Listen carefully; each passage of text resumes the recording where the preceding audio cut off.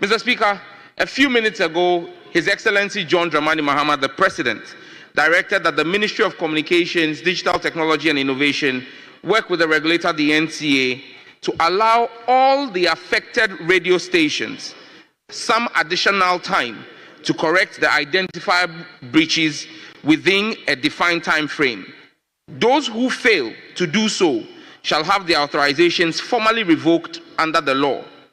In line with this directive from His Excellency the President, the Ministry and the NCA have granted a further 30-day grace period to all defaulting entities. Mr. Speaker, this is not the same as the arbitrary revocations and hefty fines imposed under the previous administration.